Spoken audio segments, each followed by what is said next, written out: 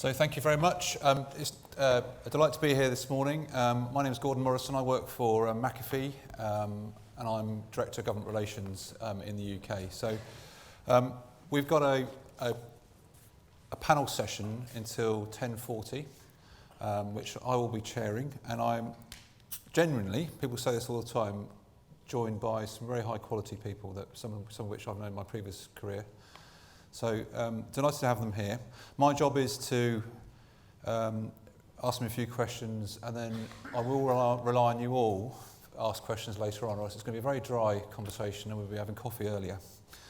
So what I'm going to do, I'm going to do a quick introduction, and then I'll ask them to introduce themselves and do some opening remarks. I'll ask a few questions, and then we're going to go out to you. So please do think about some questions for them. McAfee, very quickly, most of you have heard of us. We've recently been spun out from Intel in the last 3 months. We are now the largest, or one of the largest pure play cybersecurity companies in the world in terms of technology. We have about 7,000 people. We're very focused, as many of you know, on consumer, cyber as well as enterprise. And we focus on everything from protect to tech correct. In the UK, probably not well known, we have a large number of technical people in the UK. We're the largest sponsor of Bletchley Park. Have done for many years, been very proud of that, and work very much in conjunction with UK government on a number of issues. Very quickly, we see the world from a security vendor point of view. We see some of the challenges are, number one, probably complexity. If you're an IT person, if you're a CEO, if you're a company, if you're a government, the world's going to get much more complex than it is now. Internet of Things is a well-used term. If you talk to Cisco or Intel, numbers around 70 billion to 150 billion, 200 billion connected devices will exist in the 2020s. That's quite a challenge, let alone the fact that these devices will be capturing personal data, they will be connected to critical national infrastructure. With the advent of machine learning, they may or may not take decisions on behalf of human beings. So that's a level of complexity that our customers and all of us will need to deal with over the next few years. We are all migrating to the cloud first policies. I don't need to tell us audience what the cloud is. And of course also the advent of mobile devices and connected vehicles, connected devices are also going to increase the kind of cyber interface with the world, and maybe perhaps the opportunity, unfortunately, for our adversaries to do more harm. The threat, I work for McAfee, we have McAfee Labs, we publish lots about the threat. More about that maybe later on, but unfortunately the threat appears to be changing daily, increasing, and we detect a scary number of threats per second in McAfee. But one point I also want to get across to you is labour shortage. Again, like most governments and most large enterprises, the cybersecurity skill shortage is a major problem. We're anticipating somewhere between 1.5 to 2 million shortfall in cybersecurity skills in properly qualified cyber individuals by 2020. That labour shortage is a fact. We're just not going to recruit enough people to fill that gap. So in our view, the efforts that UK government and other organisations are doing to recruit human beings to skill up people around cyber must continue and increase, but we also need to look at how we can use machines or machine learning, automation to perhaps overcome that. And of course also, for this audience, regulation. We're going to see more and more regulation, more and more governance of the internet and cyber security. We've seen two big ones in the UK, GDPR, I'm the first person to mention it today, but GDPR and NIS coming along next year. From a McAfee point of view, we see both these as hugely beneficial and positive. And particularly in terms of GDPR, should be seen as an opportunity for organisations to transform, invest, and really provide secure services to citizens. So what I'm going to do now is I'm going to ask our panellists to introduce themselves and maybe give some opening remarks, and then I'll ask some questions after that. So Richard, over to you. Okay, thanks. So my name is Richard Holmes. I work for CGI. We're a large IT services provider. We've got about 70,000 people worldwide. In the UK, about 5,500.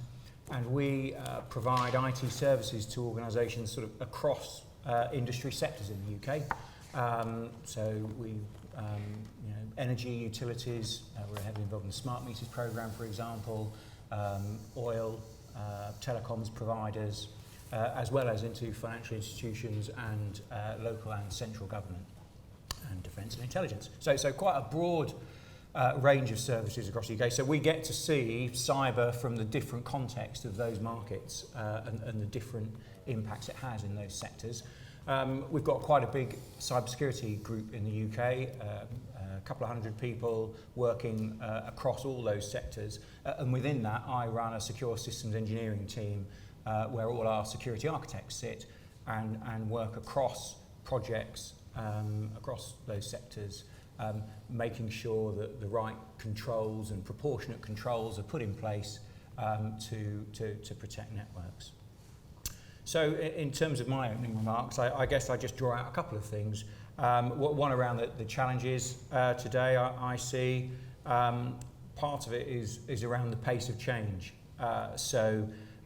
Both in terms of technology development, I mean, I really believe we're living through a true revolution in the sense we're only part way through it, and the pace of change is surprising. Things that, you know, weren't in the marketplace, if you like,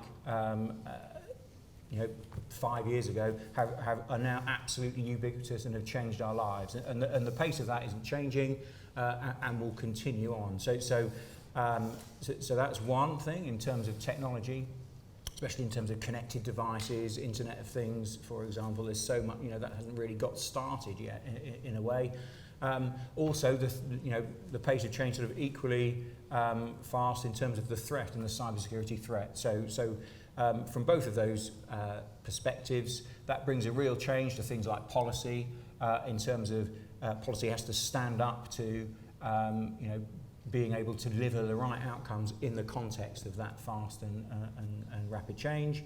The other is around the globalisation, so both in terms of the manufacture and production of these devices that we're connecting together is definitely global. So certainly from a UK perspective, with some really noticeable exceptions, most stuff is getting manufactured overseas, maybe in the US, but quite often in China, Korea, for example, which we struggle to potentially influence some of the things around that.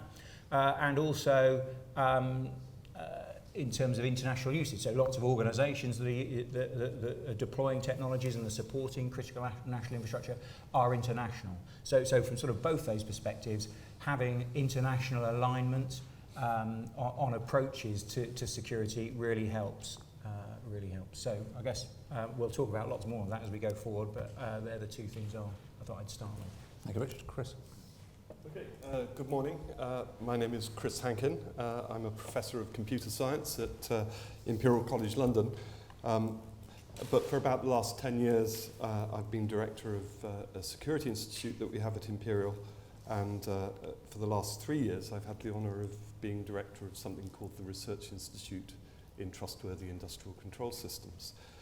This research institute is a network of university projects that was set up as part of the national the academic component of the National Cyber Security Programme over the last 4 years. There were 3 research institutes created, and RITICS is as we call it, is one of those. It involves a partnership between Imperial, Queen's University Belfast, Lancaster University, Birmingham University, and City University, and it's focused on cybersecurity for industrial control systems. But when we say industrial control systems, we recognise that industrial control systems per se share a lot of the features that the critical national infrastructure has as we increasingly digitise things like the railway system. So our work does cover the CNI as well as more specialised industrial control systems. And we were set up initially to address 3 questions, which we've made good headway on answering, although I don't think we have all of the answers yet. And the 3 questions were really about how cyber translates into physical harm to systems, because I think the kind of scenario that Gordon painted, where we will have 40 billion plus devices connected to the internet by 2020, most of those will be cyber-physical systems. They'll be controlling aspects of our lives. So the opportunity for attacks to have an impact on the physical well-being and physical world are much greater than they have been hitherto. So that first question, I think, is very important. The second question is around risk and risk communication. We feel even now that the top levels of companies poorly understand the risk to their industrial control systems. They're quite familiar now with the risks to their enterprise IT systems. We've seen enough stories about major attacks on companies' enterprise IT systems. We're still not seeing that many stories about attacks on the cyber-physical systems. So that's the second question. And then the third question that we've been addressing is looking at novel and effective techniques for protecting these systems going forward. We're just coming to the end of our first phase. We're entering into a new phase where rather than having projects, we're going to be a much more open community. We expect many more universities to join the network, but we're also hoping that industry will join and play the important role of giving us good, if you like, wicked problems to work on, which are important to those industries. So more about that later, but that's where we are with RITICS, and I'll stop for now and come back in the discussion. Thank you very much. Bob. Yeah, good morning everybody. I'm Bob Knoll. I chair the Cybersecurity Challenge. Has everyone heard of the Cybersecurity Challenge? Yeah, good. Healthy selection of hands. Obviously, it isn't just a sort of lowercase cybersecurity challenge, a statement of the obvious. It's an organisation in its own right. The Cybersecurity Challenge is a not-for-profit. We get a government grant as part of the National Cybersecurity Programme that I just mentioned. We also have sponsors who contribute, and we touch an enormous number of people each year.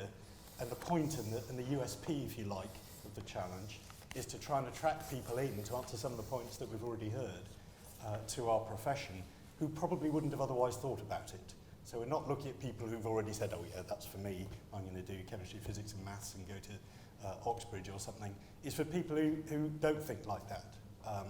Now, that could be as complicated in the inclusion sense as people on the autistic spectrum, one sort of piece of the jigsaw, or it could be as sweeping and general as we all say many, many times as gender diversity. Why are we disenfranchising half the population, or just under? We all know there's only around 10% of women are engaged in cybersecurity and STEM more generally. So finding ways of pitching the subject from school age right through to further education, higher education, universities, career changes and into later life is what it's all about. So finding people who have an interest and are things we're measured on right to the top, obviously because of government money, are how many people do we get through our processes and through our competitions and challenges and games into careers, and the numbers are very respectable. So I'm here today not just to plug the Cybersecurity Challenge. Obviously my background is I spent quite a long time at GCHQ and quite a long time at BT Security before moving on to do these things in the not-for-profit sector, which engages, and it's really good that the IGF is thinking along these lines now. So in the discussion about policy objectives and discussion about how we can shape things surrounding critical national infrastructure, which is what today's about, that obviously the people agenda is in there, because we can do fewer of those things if we don't have enough people, statement of the obvious. So Gordon at the beginning said something like 1.5 million to 2 million shortfall worldwide. We think something like between 200,000 and 300,000 of those are UK gaps. Of course, we're not the only game in town, so we could have a different meeting of, and I'll make this up, I don't know, nuclear power engineering, who might have its own challenge to find people because they've got shortfalls too. So somehow in our world of cyber, internet governance, network understanding, all of that, we have to make sure that we are being as attractive as we possibly can be to the people coming through, simply because everybody's trying to grab those people. Not everybody wants to do STEM, of course, but for those who do fall into that category, pitching our subject and the career paths in the best possible way is really important. So today, in terms of shaping those policy objectives that can affect the education sector, obviously we've got NCSC here, we've got DCMS here. Often we don't find Department for Education at things like this, but we should. We've got the Minister coming. So the ability to shape policy is with us, and that is what we need to be getting on with and is part of what the cybersecurity challenge is all about. We'll come back to it. Thank you, Bob. Peter. Good morning, everyone. Very good to be with you this morning. The government view, the national security strategy, it says that cyber remains a top threat to the UK's economic and national security, and the threat posed by cyber attacks is just growing in scale and complexity, and boy, have we felt it over the last 6 months. It has been absolutely manic at the NCSC. We have been very busy. Now, whether that is because more people are reporting because they know where to report to, or whether that's because there is more activity from criminal and other actors, it's very difficult to tell.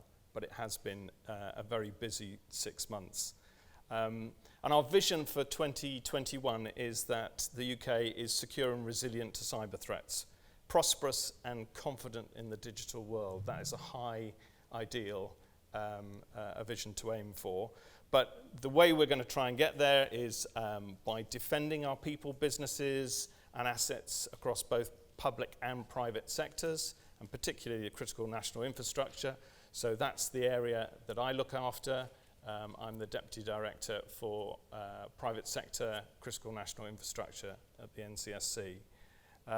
We want to deter and disrupt our adversaries, so that's states, criminals and hacktivists. And we want to develop the critical capabilities to build skills, as Bob was talking about, support growth and stimulate science and technology. So we're investing as government in a program of active cyber defence. I'll talk a little bit more about that later. We opened the National Cybersecurity Centre on the 1st of October last year, so we're just about coming up for our first year. We didn't actually open the building till March, which made it rather difficult, but we are coming up for our first year. We're investing in a dedicated ability to counterattack in cyberspace, an ambitious skills program, and growing the cyber sector. So while HM government will lead the way as much as we can't do it alone, and we want every citizen, business and organisation to play their part. So we can provide some of the tools and the information needed to manage the cybersecurity risks, but organisations and company boards are responsible for managing their cybersecurity risks. We're not taking that responsibility away, and they need to ensure that their networks are protected and secure. So the National Cybersecurity Centre, it's a single central body for cybersecurity at a national level.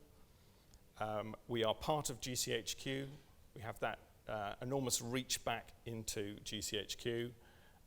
We manage national cybersecurity incidents, of which there have been many. We carry out real-time threat analysis, and we provide tailored sectorial advice. So just looking at the critical national infrastructure, if we concentrate on just a few sectors, I'll just pick out a few kind of highlights.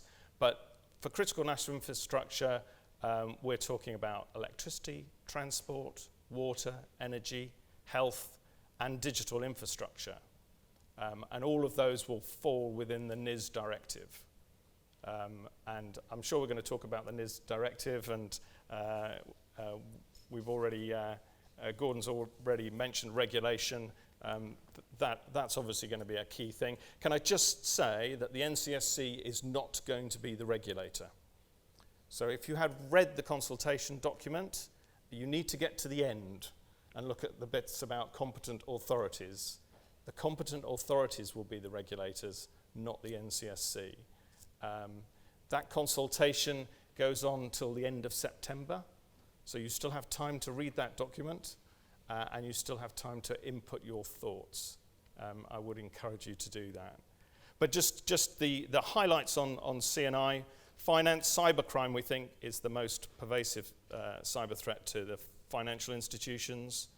And there are a small number of quite advanced cyber criminal groups who are investing time and resources in better understanding the sector, including payment systems, and we think they're trying to get ready for some high-yield attacks. And that's taking place against a backdrop of just routine, less sophisticated attacks against UK banking customers. So that's just going on, but we're worried about what's going on in the background. And UK financial institutions still subject to DDoS, extortion attempts, ransomware. Those are all very common in the sector. But they're generally low-level, high-frequency attacks carried out by low-skilled cyber criminals. If we looked at energy, the broader supply chain in energy, and I know this is something that Chris wanted to pick up on and probably will as we discuss things, but those are a very attractive target for espionage by state actors. So accesses and data gained through computer network exploitation for espionage purposes could also form the basis of pre-positioning for future offensive cyber operations. So people ask me, what keeps me awake at night? Pre-positioning. You might not see it, it might not steal any money, it might not disrupt any network, but if the people are there and they're just waiting for the time, that is what worries me, and I don't think we're picking up all the pre-positioning work that is going on. We don't think that any single actor currently has the combination of both capability and intent to conduct destructive attacks against UK energy. And we pretty much think that for transport as well, but a cyber attack on the UK transport sector could cause significant reputational damage. An increased automation, so we heard from Russell at the start about autonomous vehicles. Well, you can get autonomous ships and autonomous planes as well. So that is a real worry, and the connectivity of transport systems may increase the vulnerability to attack. But on the plus side, the modernization of transport systems offers an opportunity for cybersecurity to be built in from the start. So I'll end on that high note. So, Peter, I mean, Peter's actually answered my first question, which was where do you see a threat going? So what I'm going to do is ask the rest of the panel maybe to give a kind of view on how severe is the threat, and this is an impossible question. Where do you think it's going? So what do you think people need to be prepared for? So I don't know who wants to take that first out of the three remaining people. Come on, Chris. Yeah, go for it. I'll start with an academic perspective, and I think the first thing I should say is that there's a bit of a challenge for academics or people outside government to really have a good appreciation of where the threat to CNI and industrial control systems is really standing at the moment, because there isn't a lot of open source data out there about attacks that are happening. With the emergence of the NCSC and so on, and the requirements of the NIST directive, I think that will change eventually in the UK. So I look over the water to the US, and there they've had a computer emergency response team dedicated to industrial control systems for something like 12 years now, and there's no mandatory reporting, but I think there's quite a good reporting mechanism, and it's quite clear that the threat has increased over the last 5 years or so. The incidents are quite large-scale incidents, so there's only about 300 a year being reported into ICS CERT at the moment. It's quite interesting to look at the profile of where the threats are. Energy was really by far the largest sector under reporting incidents 2 or 3 years ago. This was probably because of the activities of, because of the black energy malware and because of activities of groups like Energetic Bear that were specifically really focused on intelligence gathering from the energy sector. We haven't seen any full-scale attacks that have gone through to physical harm reported in the open source, other than things like the Ukraine and the German steel mill, which are the kinds of examples that people trot out as stock examples of the threat to industrial control systems.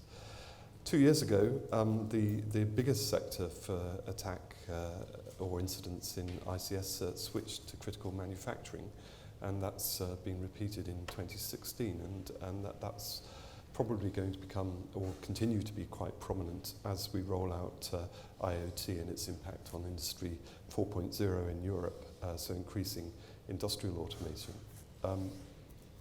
So that's all about companies reporting that they've experienced cyber incidents. I think one of the problems with that is that sometimes people are subject to a cyber incident and are unaware that it's actually a cyber incident. We just need to go back to Stuxnet to see a really good example of that. One of the very first examples of in the open source of an attack on industrial control systems, where the attack, certainly the first version of that attack, was so subtle that no one realized that it was actually a cyber attack until there was a slightly less subtle version launched, which had lots of zero-day vulnerabilities in it, and Kaspersky were able to identify those. So we may be under cyber attack and not be aware, so that's another issue with the statistics. And the final point I wanted to make is this supply chain point. I think most processes, most CNI, most industrial processes have a long supply chain these days, and we mustn't just think about the vulnerability to ourselves, but also to components of that supply chain. And Peter's alluded to that. But I think there's another threat from the supply chain, which is that often CNI implementations are seen as reference implementations, and the supply chain like to boast about the fact that they've been involved in it. So there are certain sectors within the CNI in the UK where you can go to their suppliers and find out pretty much what their configuration will look like, because the suppliers are actually advertising the fact that they've supplied certain bits of kit to that customer. So I think that's another threat, which is again a threat which can be traced to lack of awareness and ignorance rather than maliciousness. And I think we should bear that in mind too. Very good. Bob, do you have a view on the threat? Yeah, I mean, obviously in the context of the RGF, then the Internet of Things has to be right up there on the list of threats. There's many threats, obviously we could talk about all sorts of things. And the numbers are astronomical. Obviously half of them get made up, as they always do in big number statistics. But in round sort of figures, we're talking double-figure billions of interconnected devices that comprise the whole of the IoT landscape. And the spend on endpoints and services for this year, 2017, is looking to be around $2 trillion. So we're talking enormous sums, and just for that fact alone, you therefore embrace nation states, you embrace serious crime, as well as sort of trivia all the way down to people looking at webcams and imports of cheap stuff from countries that don't care about security. So the threat is obvious, is things that we are ignoring or not doing quickly enough in that context that have the potential to muck up all the sectors in CNI, be they through control systems or any other route in. And it's all about the fact that there is no particular end-to-end architecture, there's no particular security by design built into things. Privacy is a huge issue. User awareness, for all the reasons I said at the beginning, is a huge issue. Of people just buying stuff off the shelf or buying something on eBay, not realising how ghastly it is at the consumer end, but ditto how ghastly it is at the commercial end. And all those umpteen billion things that are already in the world are presenting us with a patching legacy. These things are unpatchable. So how many of us have got, a drawer full of webcams? Well, they're all dreadful. Are we going to throw them away? Well, probably not. So there's a patching legacy problem is dreadful as well. Going forward, we do need standards, we do need regulation, we do need a way of doing compliance when things come into, let's say, the UK. If they're known bads, then is there anything we can do about that, or do we just let consumers buy willy-nilly off eBay or Amazon Or if you think back, and it's dangerous thinking back to the days even when you bought a phone and it had either a green sticker or a red sticker on it, and red meant do not connect it. You could still buy it, but you shouldn't connect it. We're sort of needing the 21st century version of that in a way that doesn't make us all go, oh, that's ridiculous, we can't police that. But we have to find a way forward, and that is through agreed international standards, multinational cooperation of people who make stuff, and ditto of people who buy stuff. Or we just lose control and the risk goes up, and right back to the beginning point of boards don't necessarily understand it because they haven't got people who can explain it to them bending their ear, the risk just rises. Thank you very much. Richard, I'm not going to ask you the same question because we're running out of time, so I'm going to surprise you. So it sounds like the panel said it's about awareness, it's about international standards, it's about really people understanding the threat and being aware of it and not being surprised by it. I mean, is there anything from a technology company point of view? Is there anything we can do to make it easier? I mean, do we need to change the way we talk about cyber security so we don't turn people off? Do we need to make sure that our consumer device? I'm leading the witness here. Do we need to make sure our consumer devices are secure by default? Do we need to make sure it's easy to be secure in industrial control systems and the internet in generally? What do you think? What do you think we need to do? It can't be just about buying more stuff from multiple vendors. There must be a new way of doing this. Sure. Okay. So it's definitely not about just buying more stuff. I guess there's a couple of aspects I'd bring out in answer to that. The first is that for a number of the reasons Bob actually just mentioned around, not trusting, things being insecure, default passwords, hard-coded passwords you can't change, all those sorts of issues.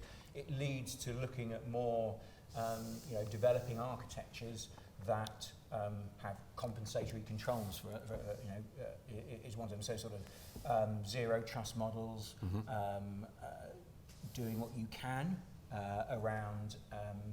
Interestingly, I think there'll be a lot more use of encryption, not for privacy, but for identity and for integrity.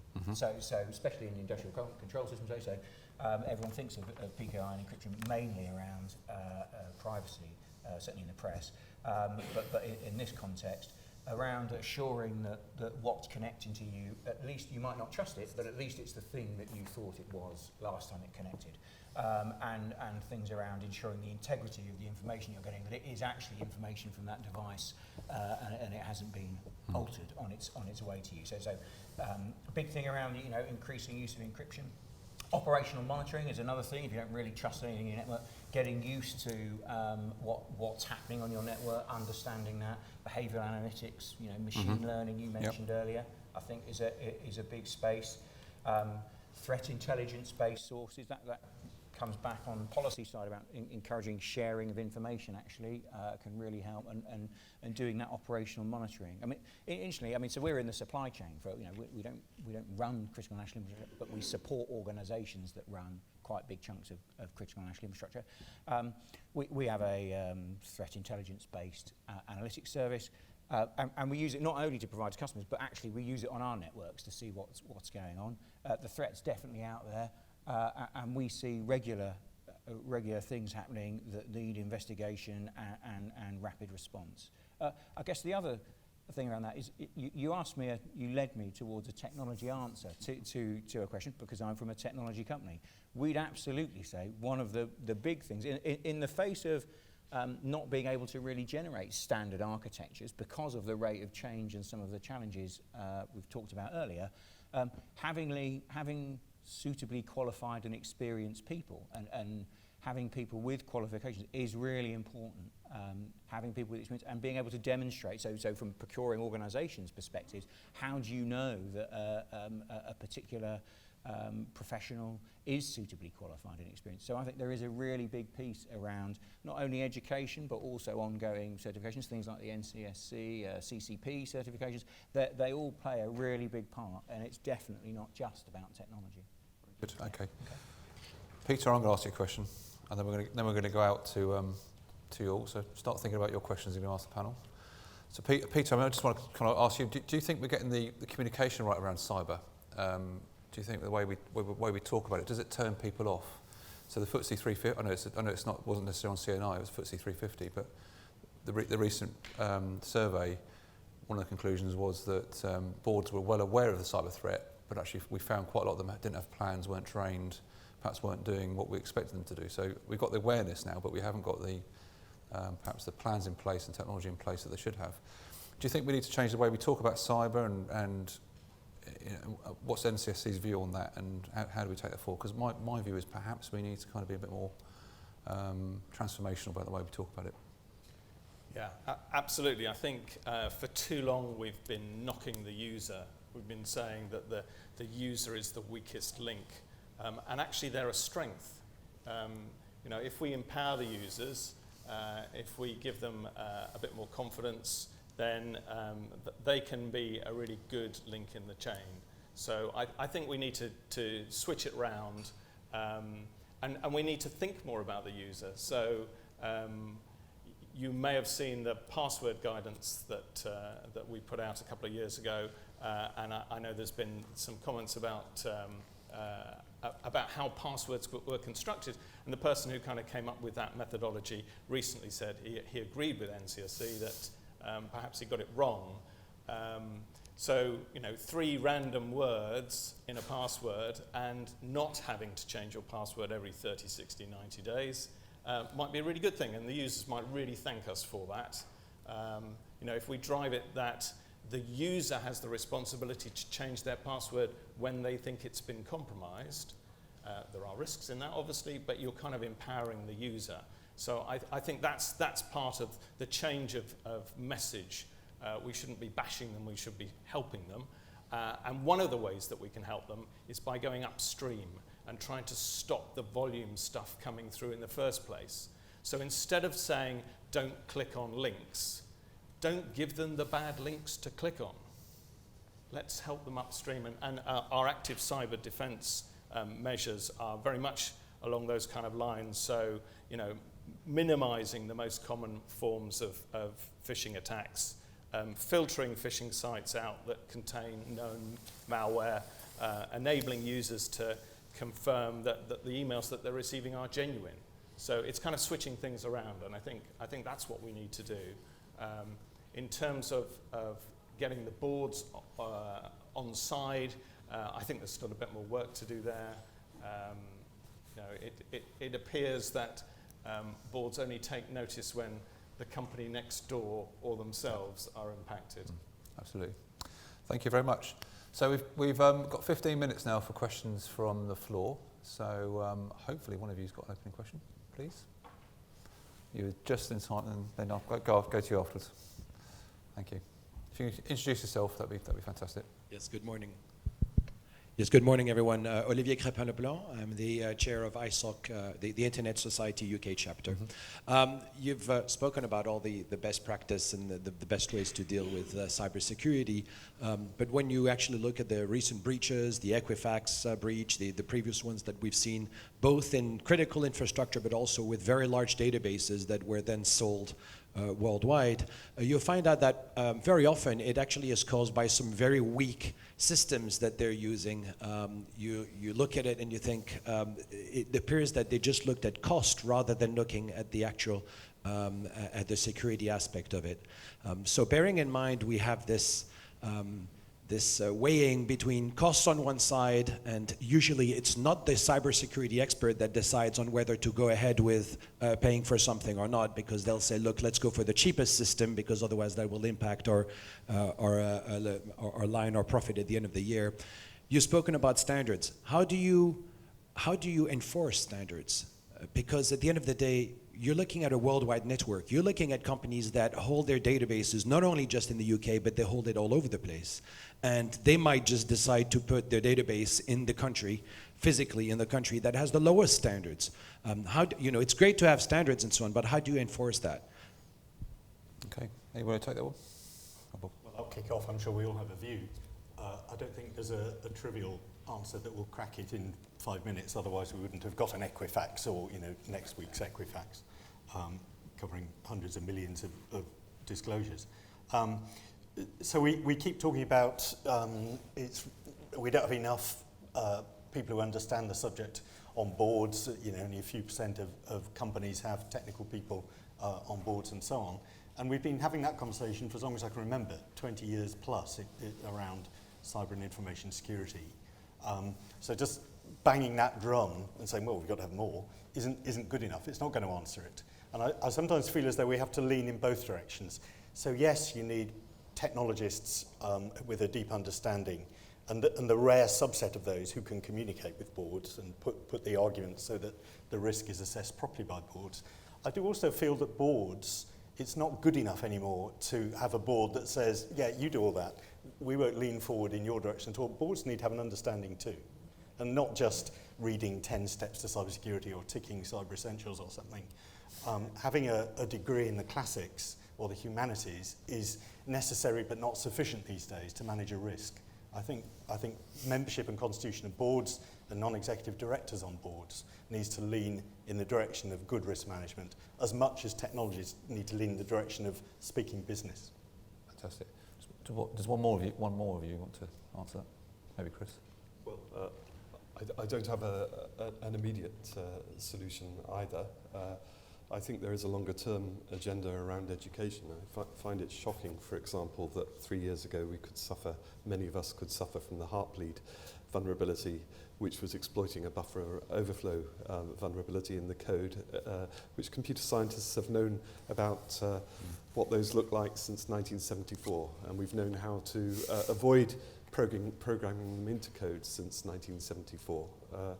And yet somehow we still don't really routinely teach our programmers, be they undergraduates or be they in schools, about these kind of pitfalls.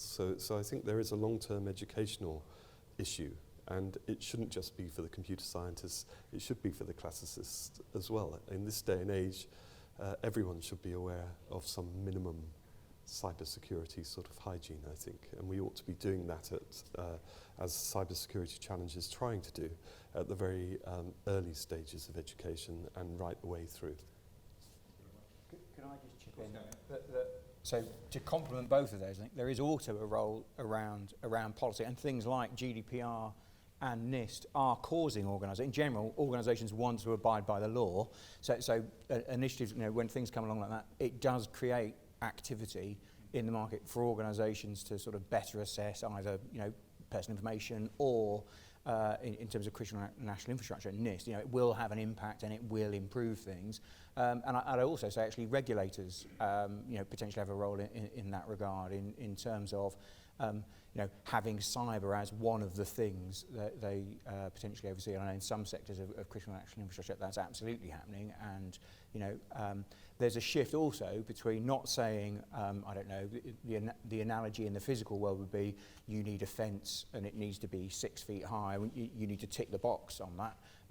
More demonstrate that you've got a suitably qualified and experienced person that can articulate what the threats are to your establishment. They can determine what the fence needs to be made of and how high it needs to be, and you've gone through a formal assessment that you can demonstrate to have come to the right answer. And then I'll trust you when you tell me what size fence you need. So the regulators can help assure that process is going on, essentially. Could I just make a comment there? I think GDPR has really concentrated minds because of the €20 million fine that potentially companies face if they have data breaches. You've got 2 weeks to persuade the government that having 20 million fines for breaches in the critical national infrastructure sector is a good or bad idea, because they've adopted the same kind of penalty structure as GDPR is suggesting for the UK implementation of NIS. Absolutely. Lady there has been very patient. Louise Bennett, BCS. You've already said on the panel that the IoT gives us a much larger attack surface for cybersecurity, and also that standards and regulations always lag advances in cyber. Given that, what do you think there are as sensible policy responses from the UK government that UKIGF could suggest that the UK government could do given that it's a global problem, are there some specific things that should be coming from this meeting to go to the UNIGF that you think would actually make a real difference? Because I think that's really critical. Yeah, well, I know from personal DCMS certainly look at secure by default as a concept around that, but perhaps one of you want to take that answer, that question. Anybody? No views? Go for it, Richard. Well, in some ways, it's a bit of a repeat of my mantra for the last question. In the context of the concern about policy lagging behind because of the pace of change, focusing on the sort of the meta issue. So focusing on the right assessment frameworks and things that, some things change rapidly and you can recognise what's likely to change rapidly. Keeping away in some ways of regulating those because you'll just be playing a catch-up game is a good idea. Focusing on things that change less quickly and it's things around policies around education and qualifications, policies around assessment frameworks and the sort of methodologies that are used to design those things that need to change rapidly. They are ripe for potential policy and certification. And in some ways, when you read the paper around this and look at what it's doing, a chunk of it isn't particularly mandating specific controls and things that people need, but it's demonstrating that a balanced, appropriate set of controls are in place. The question there is, there's a temptation sometimes by governments and other bodies to sort of go down a level and sort of start getting involved in implementation things. And my view would be to sort of resist some of that, because some of that then potentially takes the monkey off the back of the supplying organisation. The risk clearly sits with them. It's their network, and it's for them to determine their risk. So having a good detail of regulation, maybe around the policy and approach, but avoiding interfering in terms of mandating particular designs too much. I sort of agree with that. Just quickly, I think to Louise's point, I don't think there is a simple, this is something we must do, let's get on with it and do it now. It's much longer term than that. So there's educational things to shape on policies we've talked about many times. As Richard said, there's pieces of regulation, legislation that can go in place. The one that I think we also will trip over is the plethora of sort of industry bodies who are coming together to form little clusters to push forward what the standard should be, things like IoT. However, they're inconsistent between each other. So trying to shape the industry groupings is something to be encouraged, so that internationally those, we don't end up with a VHS and a Betamax, in other words. We just need to find a better way of doing it across the board. All very hard, but all good things to be encouraged by policy initiatives and groups like this, and obviously by governments. Okay, we have 5 minutes left. If it's a quick question, we can go for it. Forgive me, I came in a bit late, so Okay. here's my thought. Could you introduce? Yes, of course. Khaled Fatal, MLI Group. I'm sort of like, I have the privilege of knowing some of you people on the panel, but I think it's probably time to throw a curveball and challenge conventional thinking, because clearly experts and non-experts are struggling to deal with how do you mitigate the latest threats. Mm-hmm. You asked a very, very poignant question at the end about is the message getting through to boards? I'm paraphrasing. And there's a reason why it's not, because we keep talking about cybersecurity, which is the same old stuff for the last 20, 30 years that never penetrated the boards or the C-suite.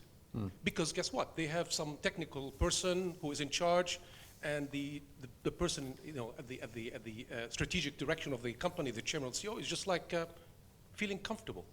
The truth of the matter here is we live in the new era of the unprecedented. We've labeled this. This new era means that in the last couple of years, we've seen cyber breaches on new scales unseen before. And not all of them have been poorly, like Olivier mentioned something very relevant, but not all of them have been adopting poor security protocols. You just look at the Ukrainian power plant. There was not a poor security protocol they were implementing. They were targeted. That meant they were more susceptible. So this new era of the unprecedented requires us to start thinking innovatively and outside of the box. I'll be very honest with you. I do not have much faith in creating a policy mechanism that would be government initiated, because the bureaucracy is too little. It's going to be obstructive, and the speed of change is coming at a rate that we cannot allow stakeholders and public services. So in a nutshell, there needs to be a change in mindset. And I'll close with just one last statement. If I were to ask you to make me an omelet, and I give you 3 ingredients, eggs, milk, and butter, what's the next thing you're going to tell me? Where are the eggs? Because you know the eggs are missing. All of the protocols we're trying to implement to mitigate the new threats are based on fundamentals we know. The serious question that needs to be asked, what is it we're missing? And there are key initiatives, key ingredients that we are missing. And unless we make the board think that next time they are breached, they're going to be destroyed and their survivability is at stake, nothing is going to penetrate. Just giving them a case with financials, say, if you don't do this, it will cost you that, and you need to make the decision. At the end of the day, this needs to get to the level of the chairman and the CEO and the board, and it is at the level of destruction. And we all know what the damage to the reputation and the value of Equifax, of a breach that is on this unprecedented as well. My last comment. Thank you. Thank you very much. We've got two more minutes. I'm not going to ask for a response for that because we have a minister coming at 11 o'clock, so I need to give you a cup of tea before. I'm afraid we'll run out of questions. Run out of time. I'm sorry. I think the answer to your question, I'll answer it. I wish I could answer it. It's multidimensional. We need to. Companies are focused on bottom line. Organisations are focused on bottom line. Perhaps we need to find a way of motivating organisations so it's the right thing to do. It's top of mind. It's business as normal to think about this stuff. And if you do cyber properly, if you do protect CNI, you will operate more efficiently as a company, perhaps be more competitive. That way, maybe the boards will see it as not just perhaps the moment they see it as compliance or yet another thing to do, another cost line that they hope never happens. Rather, they need to start seeing it as business as normal, as an enabler. Case studies of CEOs being fired and chairmen being fired. Yeah, I wasn't. But I think I was trying to lead the witnesses earlier about making this more transformational, positive around cyber. So that'd be my view. How you do that in policy, I don't know. Very hard, but perhaps the way we need to look at that. The panel's been excellent. We really do have a high quality panel here today. I'm sure they're very happy to answer questions afterwards. Talked about lots of things. We all agree it's a major threat. It's going to get more complex, unfortunately more cunning. Cyber criminals, adversaries will put their effort into where they're going to make the most money. It's facts of life. I think we talked about awareness. We need to make sure more people are aware and educated around a cyber threat and what to do about it. Just mentioned that a moment ago. We need to think about people, not just technology. So making sure that we focus on that. The technology is an enabler. We need to make people's jobs easier, make it easy for them to do the right things. Secure by default has been talked about a lot. Again, making technology secure by default, making it easy for the technology to help and protect us. And then we talked about the boards. Boards need to be qualified, need to educate them, and need to motivate them to do the right thing. Hopefully I've summarised that. Thank you very much to our panel. If you can all thank them.